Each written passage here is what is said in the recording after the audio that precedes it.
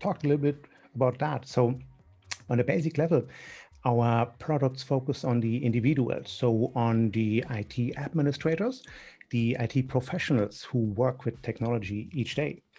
And working in IT is usually a really nice job. It's rewarding, and most people usually have a passion for technology, and it's pretty cool to be able to drive innovation for your company. And as you know, that IT is kind of the backbone of most of the companies.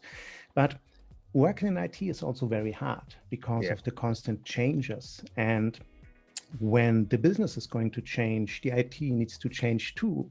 So it's not always easy to keep up with technology.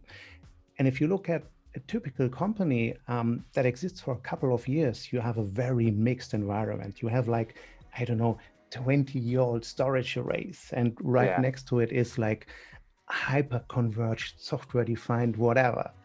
Or an application might be driven on an old Linux box, but at the same time, digital transformation requires highly distributed microservices. So what I want to say is that there's loads of small bits and pieces the IT professional has to deal with, and our aim is to give them tools to work with all of those individual pieces. And I think we're doing quite well on that matter.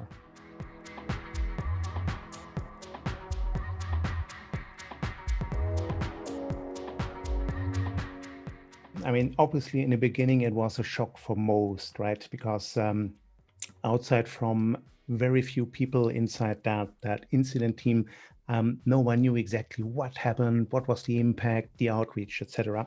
So we tried to communicate as openly as possible, but there was a big challenge. There were like investigations ongoing, and while stuff like that happened, you're not really free to talk about whatever you want, right, for obvious reasons.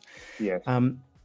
But the thing is, we try to put the customer first, and we are there were lists in the internet who are our customers, so you have an overview about that. And those customers depend on our solution, and suddenly there were concerns about how we're going to use them, and a lot of extra work. And let's face it, no one likes extra work, okay? So what we did is basically we communicated very openly. We had like weekly webcasts, and our CEO spoke to everyone. Actually, our CEO was on the phone with customers every day. And we also created like a program to help customers secure in the environment, which basically helped updating the Orion infrastructure. As you could imagine, it's a server system, which is not like double-click thing. And also we had to replace no longer certificates that were no longer valid. So that is also a step that takes a little bit of time. So what we did actually is we reached out to customers and provided those services for free to help them. And I think, not just I think, we received a lot of positive feedback about the way we dealt with this situation, and we regained the trust of our customer base, obviously.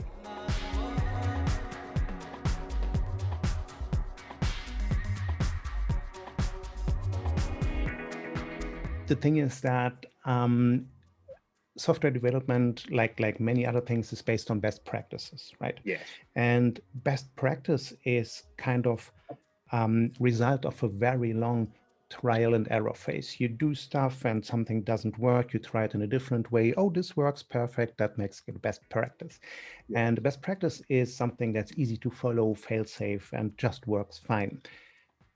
But that is also a risk, because you rarely change your best practice. And software development in particular is, I need to be careful how to phrase this, is not well known as full of innovations, right? Even stuff like Agile, where everyone thinks it's modern, Agile is like 2 decades old, okay? The concept at least, right? Yes. And to make it a bit worse, the idea of security was never much part of software development. It's actually quite the contrary, because if you add security into development, it is significantly increasing cost and complexity of the whole process. So software engineers just relied on what was there already, like infrastructure security, et cetera, et cetera, et cetera. And we now know that that is no longer enough. So there's a change required, but also a change of mindset for the whole industry, because let's face it, it happened to us and it happened to others in the past, and I'm pretty sure it will happen to others in the future, unfortunately.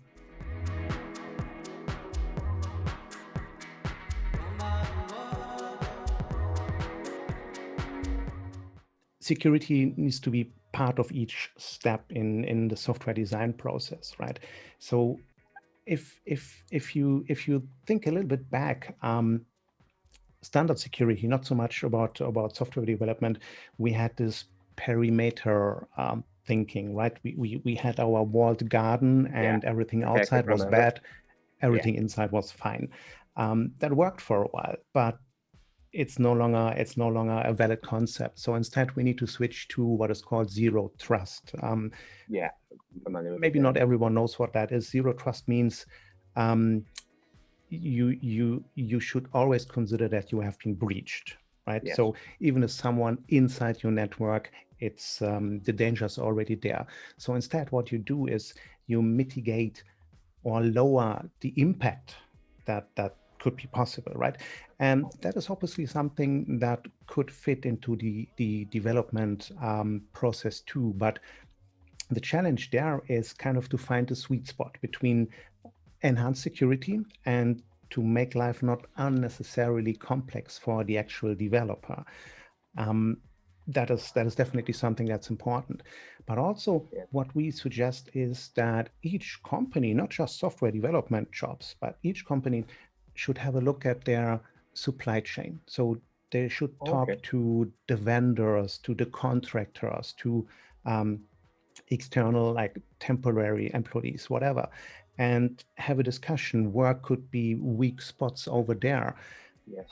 Because there's no complete security. I mean, you mentioned a few examples just a couple of minutes ago, but also there was like, okay, we don't call names here, but there was like a popular VPN vendor couple of weeks ago, a design flaw was discovered, and that has been actively abused. And you can't plan for these things; they just happen.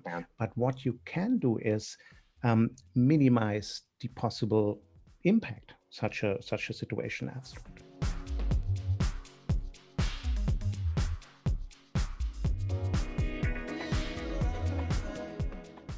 For obvious reasons, we shifted a lot of our engineering resources to make our products more secure than before, right? For obvious reasons. So that, for example, included, we now have 2 independent build pipelines, and we threw on top a few more security solutions from the desktops where the coders started developing their code, all the way up to the build servers, where actually was our weak spot. So there's loads of checks happening there. But obviously, we continue to work on further innovations for our customers. And I can't talk much about what's coming up, but let's talk about more general things. So for example, we have like machine learning in one of our products for like 2-ish years or so. And that is obviously a technology which is very, very interesting to us. And we would love to put that piece of technology into other products, because if you look at a typical IT landscape, it's growing. And it's getting increasingly difficult for a human to make sense of all those metrics collected, right? And with the assistance of a machine, I don't like to call it artificial intelligence. I call it machine learning. It just makes more sense. It's a little bit better, and it helps understanding what is going to happen. And if you then consider like digital transformation, which is in the Middle East a very hot topic, right? So far, what we did as SolarWinds is we made sure that we can control connectivity between different offices, between clouds, et cetera. Once that has been established, it's important to make sure that applications talk to each other, because applications are distributed. It's a bit there, a bit there, a bit there, okay? So we have like an automated application dependency feature in our products that sees what application is talking to what. To give you an easy example, a non-IT person might use Outlook, okay? And it's a little bit slow and everyone's like, oh, the email is slow, right? An IT pro looks at this from a different angle. So he has to look at the local component, the desktop, okay? The mail server, which might be an Exchange, but Exchange is talking to Active Directory for authentication. So where is the weak spot, okay? And we kind of have like a few bubbles, like this is red, this is green, and you know where's the problem. Now, we also have support for containers and microservices in the products. But what we would like to work on, and it's actually a request from our customer base, is to merge all of those metrics into a big picture, because a system administrator isn't really interested in all the nitty-gritty details of microservices, right? So we want to improve the visibility of this to put it together in one product. And I mean, we have like June right now. GITEX is in October, so we will be there, and hopefully we are able to show a little bit more of that.